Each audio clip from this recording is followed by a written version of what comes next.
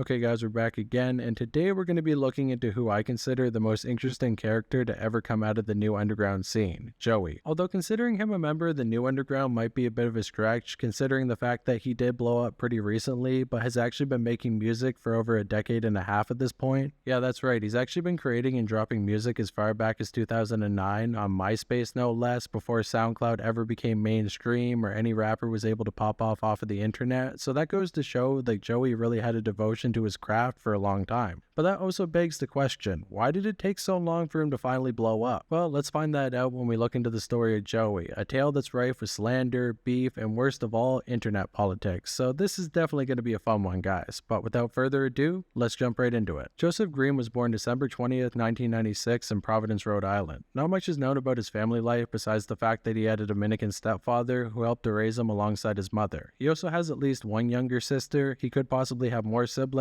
but as of right now, we don't know. But either way, during Joey's early days, he was just like any other kid, going to school, playing video games, and listening to rap music, with his favorite artist of all time, even to this day, being Lil Wayne. In fact, Joeyy was such a big fan of Lil Wayne that he would not only listen to the mainstream hits, but actually went out of his way to collect every single mixtape and album he ever dropped. And of course, with him listening to everything that Lil Wayne was dropping at the time, he would also become aware of the people who would collab with Lil Wayne, especially one artist in particular known as Lil B. Now, if you don't know about Lil B, he's a very early pioneer of the entire SoundCloud sound. He definitely is an early internet rapper, and he's very contentious among fans. Some people really love his music, some people think it's dog shit, but it's definitely an acquired taste. But if you do happen to be a fan of Lil B, you're most likely a giant fan, seeing as how his music is so niche and different. Once people get the vibe for it, they stick around, and that's basically how all these artists in the early SoundCloud wave work. People like Blade, Young Lean, and eventually Joeyy as well. That type of music is definitely not for everybody, but once you become a fan, you're a fan for life, and Joeyy was the exact same way. As time went on, he became more and more ingrained with the culture that was going on MySpace, with people like Chief Keef becoming a big inspiration to him, as well as the previously mentioned Young Lean and Blade. And because of this inspiration, he would eventually start to drop his own music on the platform as well. Unfortunately, we can't really listen to any of it because at this point, MySpace no longer works on the modern internet, but considering that Joeyy was around 13 at the time, it's probably nothing all that special. But even though a lot of his early catalog is now lost, we do have some videos from him in his teenage years listening to Lil B and dancing along to it, so it goes to show that he really was tapped in with this culture from an early age, and he's not somebody who hopped on the wave when it became popular. Either way, Joeyy would continue to drop music under the name Joeyy with a bunch of X's in it. After that, he would change his name to Little Kleenex for one project, although it's heavily debated if this was really ever a name that he went under or just kind of a gimmick or joke that he decided to pull off. But even with things going pretty well for him online and musically,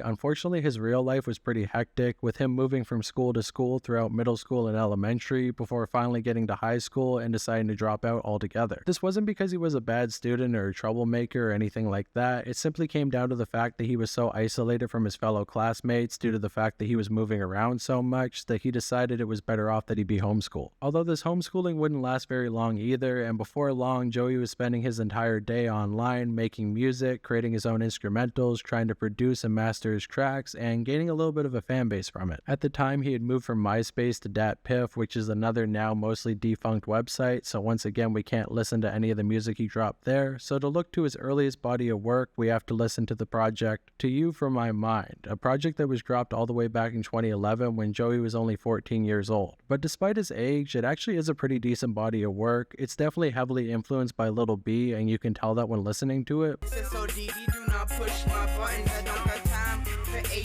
HARS.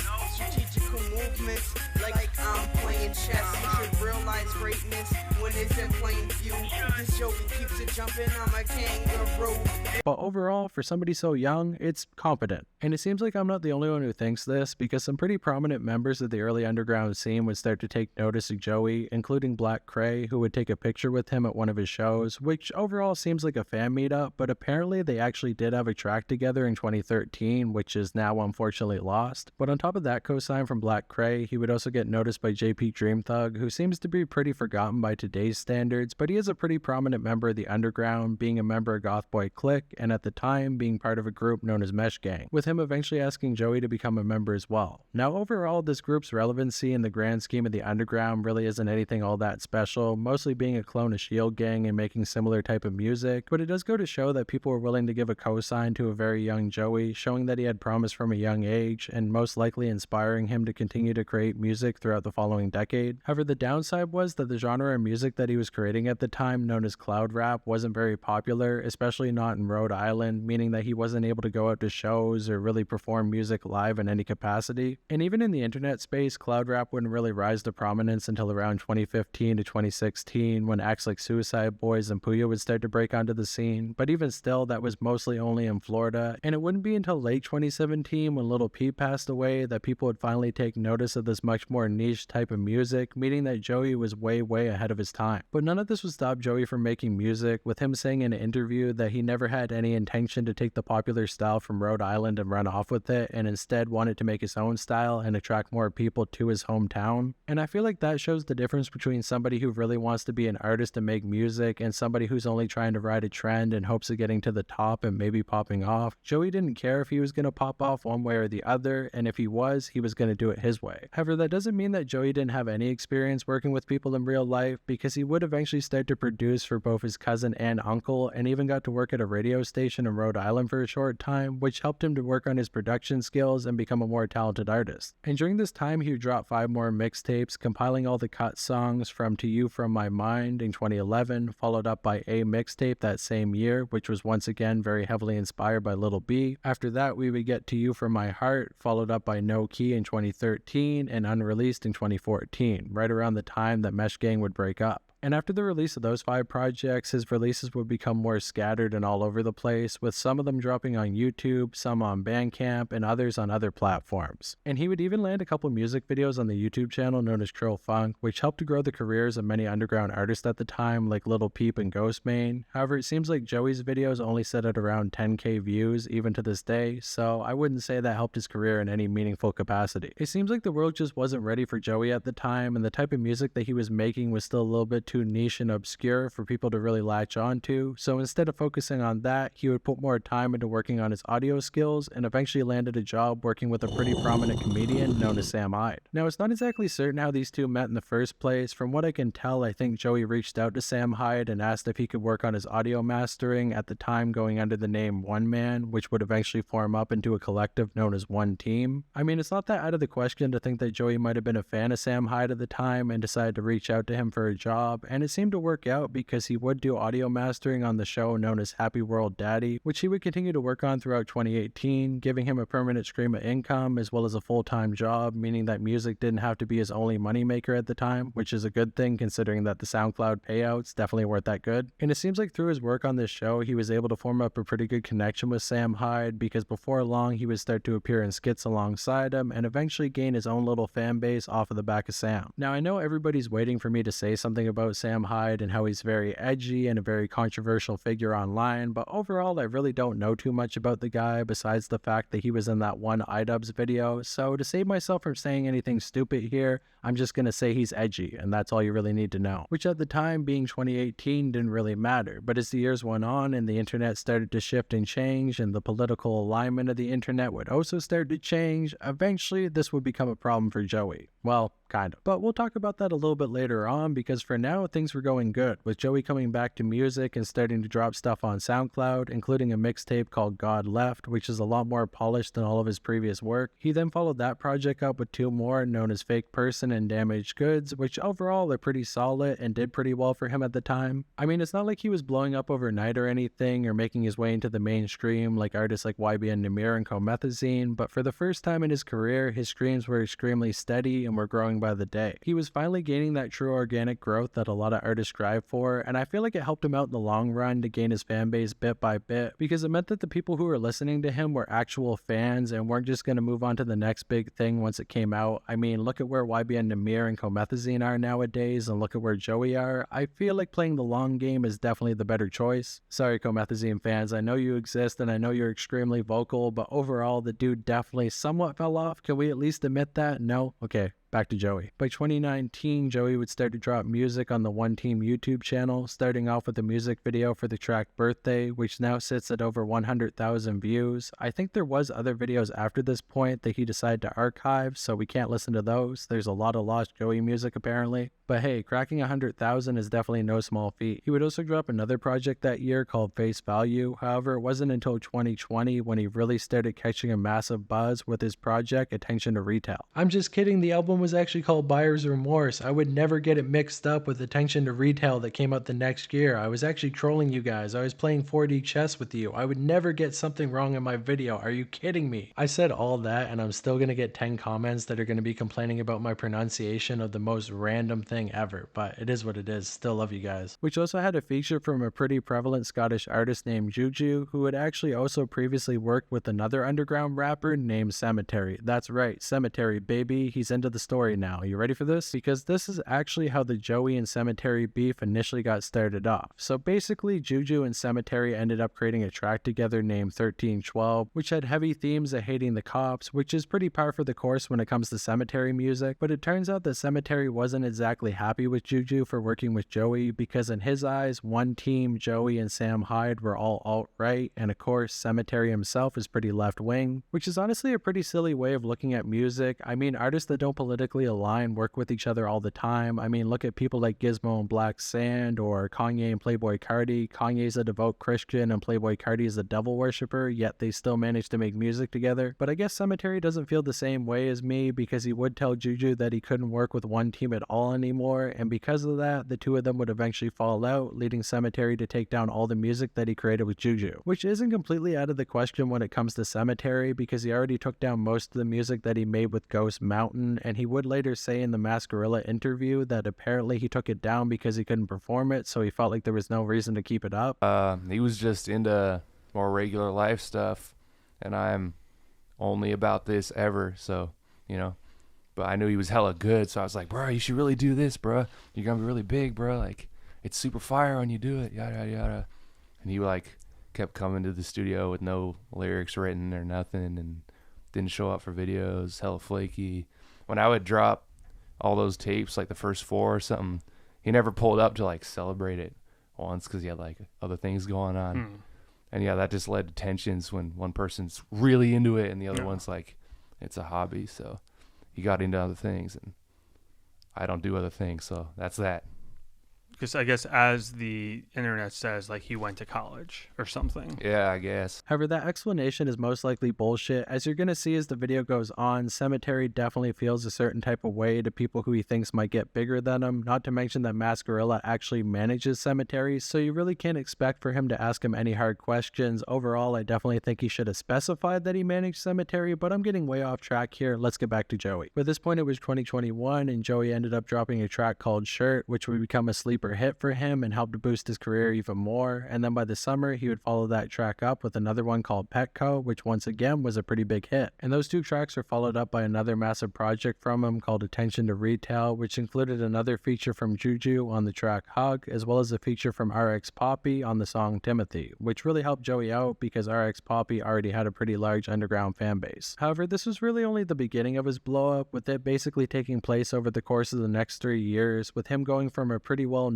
underground artist to an internet phenomenon as well as a meme, not to mention him starting to invest money in cryptocurrency, eventually hitting it big, cashing out, and even starting up his own coin, with him and Sam celebrating this big win by releasing a collaboration track called Gooey, which quickly became Joey's biggest track to date. And yes, this track definitely is a joke, but overall it's still a pretty good song, and for people calling it corny, I mean, look at the stuff that you guys listen to, that's corny. This is a masterpiece. Alright, my bad, let me get off my knees and dust myself off. After that song and music video went on to gain 1 million views on YouTube alone, Joeyy would then get another big boost of exposure by appearing in the documentary made by iDubbbz about Sam Hyde. Now, if you're not aware of this side of the internet, basically what happened is the legendary YouTuber iDubbbz went to go meet Sam Hyde and basically try to expose him for being racist and misogynistic and covering it all up with comedy, where Sam Hyde actually wanted to hang out with iDubbbz and thought he was a pretty cool dude. But after Sam became aware of what iDubbbz was trying to do, he decided to full-on troll him him by hiring homeless people to pretend to be his girlfriend, having everybody in his studio pretend to be rappers, and that's where Joeyy comes in, talking to iDubbbz about how he's been sipping lean for the past 10 years, which might actually be true and not a troll, but either way, Joeyy was definitely playing it up. And I don't want to get too much into the fallout of this video, but iDubbbz basically went from being one of the most respected YouTubers of all time to being a laughingstock online. Meanwhile, Sam gained a whole lot of exposure from this, and the people who didn't like him already didn't like him, so he didn't really gain any more haters from it. So overall, Sam won out, iDubbbz ended up in a bad situation, and Joeyy got a lot more clout. However, before we move on, I do want to go back to the lean for a moment, because it's definitely a pretty big part of Joey's personality. He always has a double cup on him, he raps about lean a lot, and he even said in a recent interview that he actually has to carry Narcan around with him everywhere he goes because he fears that he might overdose. And while that's definitely pretty grim, Joeyy never glorifies his drug use unlike other artists, and often shows the darker sides of it, as well as poking fun, with him creating his infamous nod dance as well as the nod pit that he would later become popular for once he started to tour around. I feel like when I explain this, I sound like a boomer. It's kind of hard to explain memes to a general audience, but basically to sum it up, unlike a mosh pit where everybody's beating the crap out of each other, throwing chairs, giving each other bloody noses, in a nod pit, everybody lays on the ground and sleeps together. It's pretty cool, a lot of people seem to like it, and it definitely gives a Joeyy show its own original flavor. And it's nice to see an artist poke a little bit of fun at his own drug addiction. It definitely is a dark topic that should be taken seriously, but at the same time, at least he can have a laugh at it with the rest of his fans. By 2022, Joeyy would drop his next project called Just Tired, with a bunch of features from Marlon Dubois, the leader of Shed Theory, a collective based out of Quebec that Joeyy would soon join up with. But there was one track in particular off this project known as Garbanzo that would gain a lot of attention on TikTok, eventually going viral on there, which helped to spawn several memes around Joeyy as well, with the tag from DJ Smokey saying legalize nuclear bombs going on to become a huge meme. And this would really help to strengthen Joey's fan base, because not only would the memes start to spread online and get new fans to jump on board, but the fans that he already had would become even more devoted, with more inside jokes and different pieces of information that only really devoted fans would know about. So basically, he was building a cult. And during the same time that Joeyy was blowing up, Shed Theory was also firing on all cylinders, releasing 4 entire projects during the year known as Nod Theory, Before the Lurch, Lurch Theory, and Lake House, which of course were all big hits with their fan base and went on to do numbers, but it was really Joey's second big TikTok hit that would finally blow him up fully, the song known as Gout.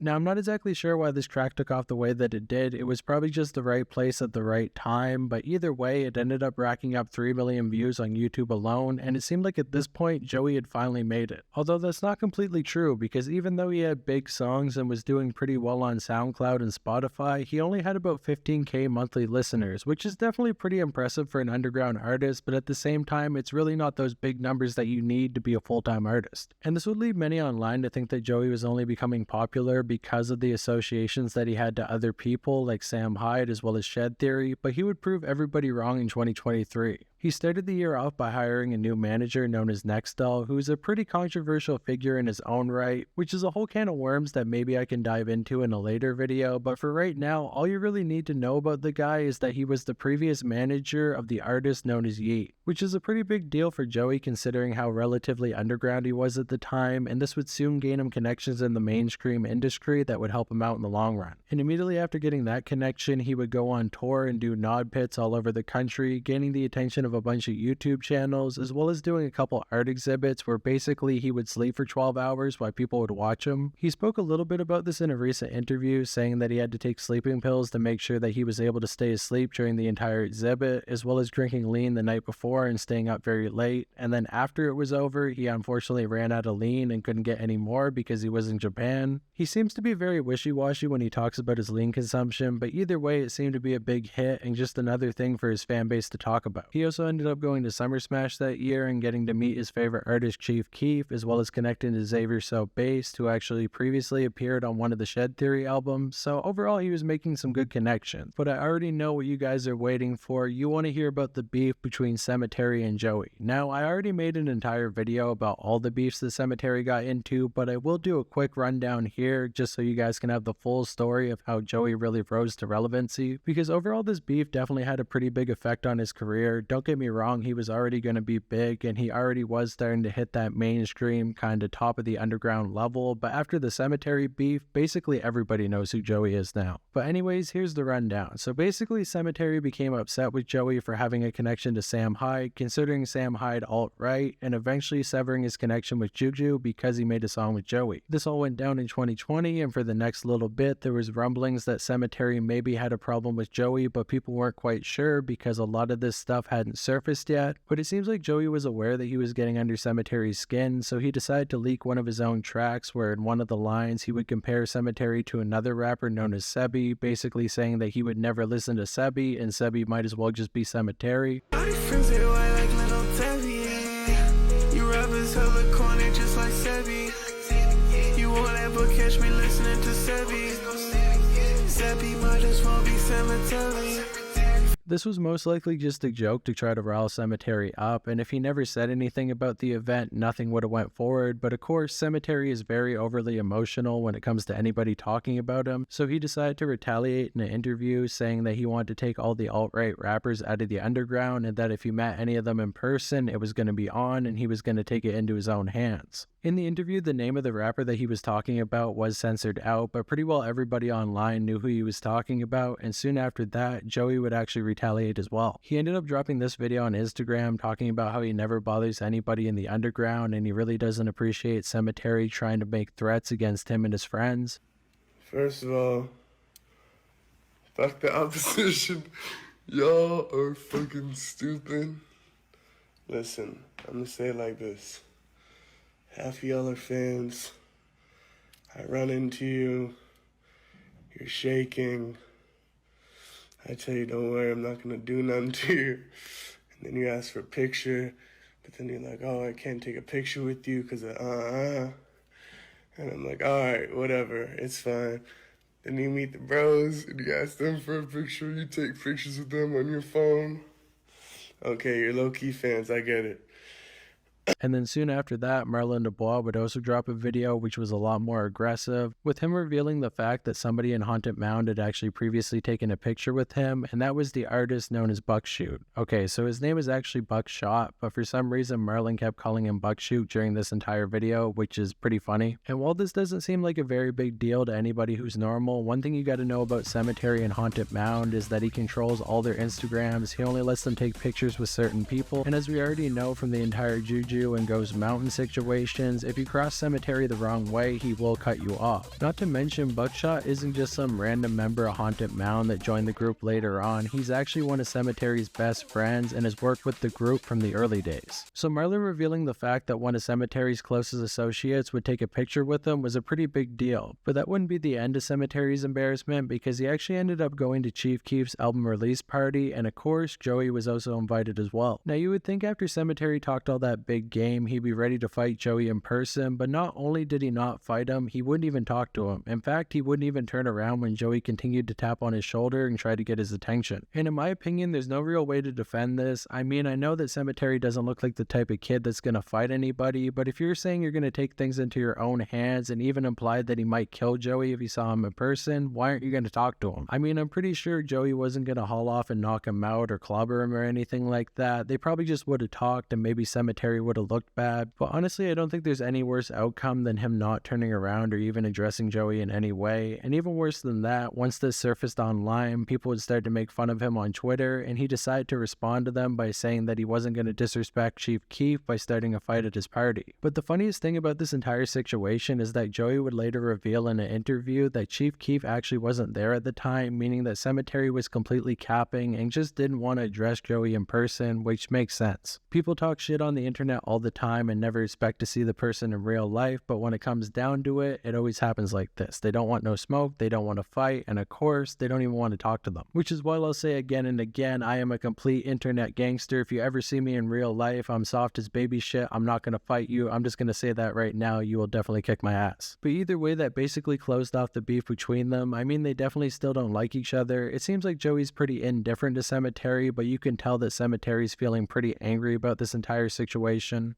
And in the fallout of the whole thing, Joeyy ended up looking great, going on to do that interview where he would talk about the situation and basically turn it into a big joke, saying that he wasn't really bothered by anything, and Sematary has never spoken on it again. But either way, it definitely did some damage to Sematary's reputation, and soon after that, 2 members of Haunted Mound ended up leaving, and they would reveal that Sematary is a very controlling, overbearing boss. And with all these situations starting to connect together, it's definitely painting a picture of Sematary that he never wanted his fans to see. I mean, he definitely has a very devoted fan base, but even some of them are starting to switch up on him, and it's all for no reason. I mean, the dude definitely never had to say anything about politics. He could have just made his music, kept doing his thing, did a couple interviews, never started any beef, and stayed low-key. I mean, that's what Joey's doing, and it's definitely working out for him, with him going on to drop 2 more projects in 2024 called Just Tired 2, as well as Cry, which is pretty recent, and it seems like his fans definitely rock with it. It's more that classic Joeyy style that he was running with back in the day. I mean, it's definitely cool to see him experiment with his other projects, but I think fans really appreciate the fact that he can always come back to that original style and put a different spin on it from time to time. He would also drop another track with a pretty big underground artist known as Smoke Dope 2016, who's definitely on the rise at this point. Maybe I'll do a video on him in the future. As of right now, that track sits at 500,000 views on YouTube alone and is also Smoke Dope's biggest song on Spotify, so it's kind of cool to see that entire cycle continue, with RX Poppy helping out Joeyy in his early days, and now Joeyy going on to help out Smoke Dope. And at this point, it seems like Joeyy has finally found his audience. Although there is one more thing that I do want to mention. There's a very unpopular video that popped up in 2024 that put a little bit more drama in Joey's name. It's a video called Why Sam Hyde Became Joey's Biggest Nightmare, which talks a lot about how in the past apparently Joeyy was transphobic, as well as a couple different allegations about him. Overall, I don't think it's the worst video ever made. It definitely got a lot of hate when it came out just based off the title alone, but to me it seems like a pretty solid video, although the guy who made it might just be a little bit biased towards Sematary, but a lot of people are going to say I'm biased towards Joeyy, so it is what it is. Overall, I don't think it's going to do any damage to Joey's career, because overall the fan base that he's cultivated doesn't really care about that type of thing, but I thought it was worth mentioning just to cover all my bases. But with that said, that's basically the story of Joeyy, an artist who's been grinding in the underground for over a decade and a half, who a lot of people probably never thought would make it, considering the type of music that he was making was too niche and too ahead of his time, and by the time that he was starting to pop off, it seemed oversaturated. But Joeyy just never gave up, because overall he loved music. It was never about blowing up and making all the money in the world, being a big time rapper and driving around in Lamborghinis. He made music because he loved to make music, and whether it was going to pop off or not, he was always going to make it. He even said it himself, making music is a necessity to him. It's basically a journal or diary where he can put all of his thoughts and feelings and then make something that fans really enjoy. And that's the way you got to be as an artist. You got to love what you do, love the craft, love the process of it. And even if you never make it big, if you love what you do, it will never feel like work. So overall, I got to say, I feel like Joeyy is pretty inspirational. There's not a lot of artists out there that would continue to work for over a decade with very little success and not get frustrated and give it up, but it seemed like Joeyy knew that he was going to be big. He knew he was going to be one of the ones, and all he needed to do was wait for the world to be ready for him, and that time is finally now. And at this point, I think he's only going to get bigger and bigger. I mean, 2024 was definitely the biggest year he ever had, and that came after 2 pretty big years in 2022 and 2023. And if he starts to get collabs with people like Chief Keef, Black Cray again, and all those underground legends, that's definitely going to do numbers, and Joey's going to stick around for a long time. And I, for one, can't wait to see it. I think we need more artists like this who really just want to make music, are dedicated to the craft, love what they do, and don't care about all the antics on the outside. But at the same time, I love the antics too, I can't lie. So with all that said, I waffled on long enough. Shout out to Joeyy, shout out to you guys for watching, and also shout out to my Patreons, Crusader Official, Matthew, and William Collins. Thank you guys so much for supporting the channel, it really helps me out. And for you Sematary fans, I love you as well. Thank you guys so much, and I'll see you in the next one. Subscribe. Knife Gang, that's it. Peace.